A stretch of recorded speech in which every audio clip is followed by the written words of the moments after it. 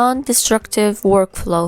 To save a huge amount of time when trying to navigate through a large stack, naming of layers, grouping your layers, reducing the layers, adjustment layers, smart objects are easy to forget, but ones that can make your workflow much faster. Smart objects. Smart objects allows you to scale and transform a picture without reducing the quality. You can see the difference in quality when you rasterize a smart object. Once you place an image, it is automatically a smart object, but you can turn rasterized images back into smart objects by right-clicking on the image layer and selecting the Smart Object option. You can duplicate smart objects with the duplicates behaving like instances. And if you click twice on the Smart Object layer, you can edit the smart object, and once you save it, all other instances are changed accordingly. Match color.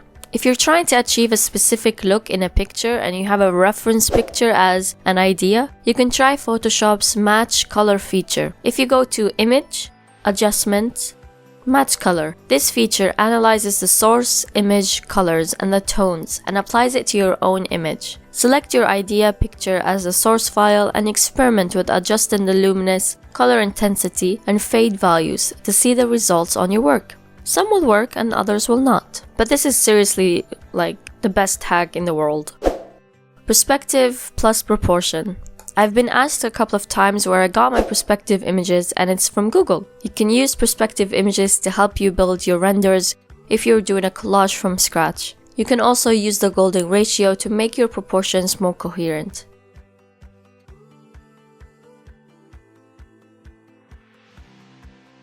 Some people also didn't realize that when you crop in Photoshop, you can actually see the rule of thirds grid, and to use that effectively, you need to place an object of interest in the point where those lines cross. Square brushes and brushing straight. Photoshop comes with more brushes than you can add to your selection. My absolute favorite is a square brush. I use it all the time when I need to sketch something or draw shadows. For drawing straight lines in Photoshop with the brush tool, simply hold the Shift key as you draw. You can also click on your canvas with the brush tool and Shift held down, and after that click somewhere else to draw a straight line between those 2 points. Highpass filter. Do you notice that after you finish a render, it can look a bit blurry if low resolution images were used? But that can easily be fixed with Highpass filter. First, duplicate your image, apply an overlay blend mode, and then the Highpass filter. If used subtly, it will help enhance the details of your image. You can also smart sharpen the image for more detail.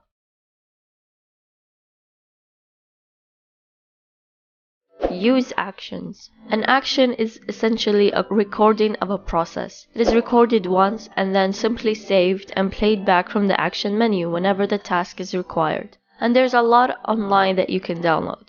To open your Actions tab, click on Window and then Actions. You can then load your actions that downloaded and then play them in your Photoshop file.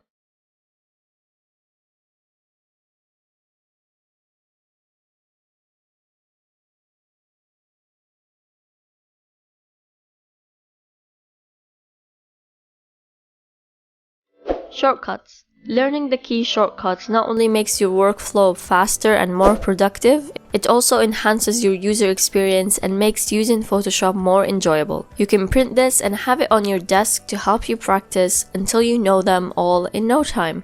View one layer. If you're working with hundreds of layers on Photoshop, and we know that can happen very easily, and you want to view only one layer on its own, there's no need to hide all of the others manually. Simply hold down Alt and click on the eye icon of a layer to hide all of the other layers, and hold down Alt and click again to show all of the layers again. You can only do this once at a time, otherwise you would have to view and hide everything manually. Color picker outside Photoshop. Click and hold down the eyedropper or the shortcut eye in Photoshop and then drag it outside of Photoshop to where you want to select the colors. Otherwise, you'd spend a few minutes of your time doing it like me, screenshotting or copy and pasting, which is stupid. And that is all for today's video. I hope you guys enjoyed it and learned something today. Don't forget to hit that subscribe button and let me know in the comments below any tip that I haven't mentioned already and if you knew these before or not. I'm Rasha Shururu and I'll see you next time.